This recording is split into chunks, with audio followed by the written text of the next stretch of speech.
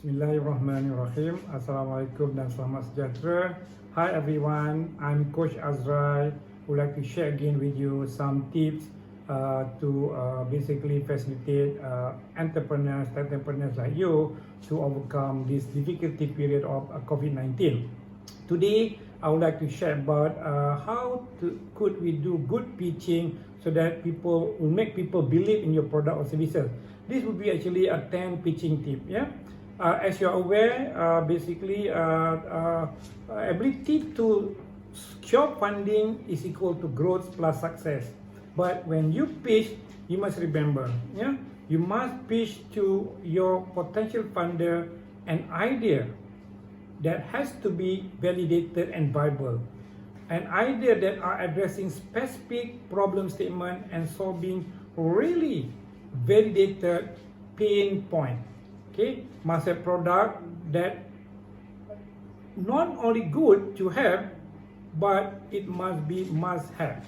Product that could be proven by market acceptance, product market fit must be there, and your product must be latest and viable technology that to support this product. Okay, but first of all, when you are pitching to your so-called potential funder, you must remember you are actually coming up with a value proposition that meets the customer's need and want.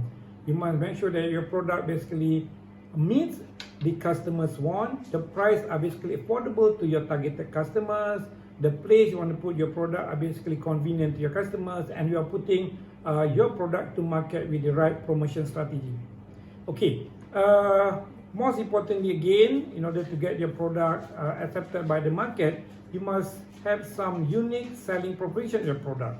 Okay, what makes your product or service different? What value that you are offering to the market?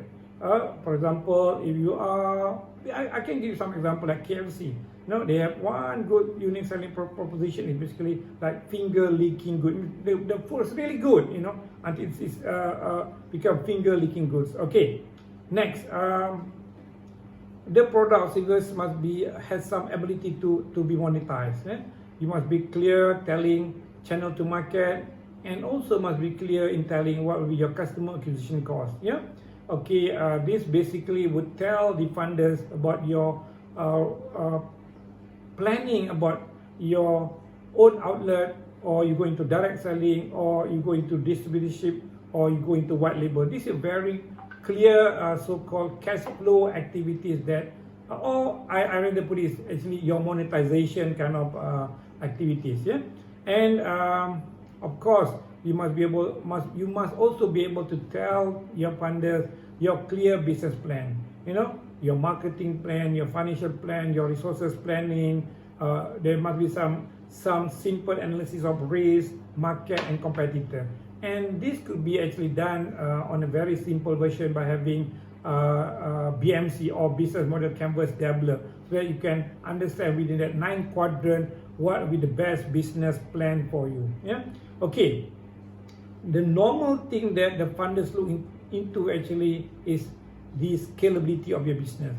Is the business model scalable? Do you have enough resources? Do you have enough capability and resources for mass production, for example? Do you have the capabilities to meet the increased demand? And also whether you have some kind of plan to go for internationalization, like to go beyond Malaysia to ASEAN or to APEC economies. Yeah. Okay. Again, there's another thing that funder will try to look. It is actually the funder will try to look into you, the founders, and normally the funders also like to look into your team. What the funders normally want is really a very structured and well-defined team who will play the role of CEO, CTO, COO, CFO, among others.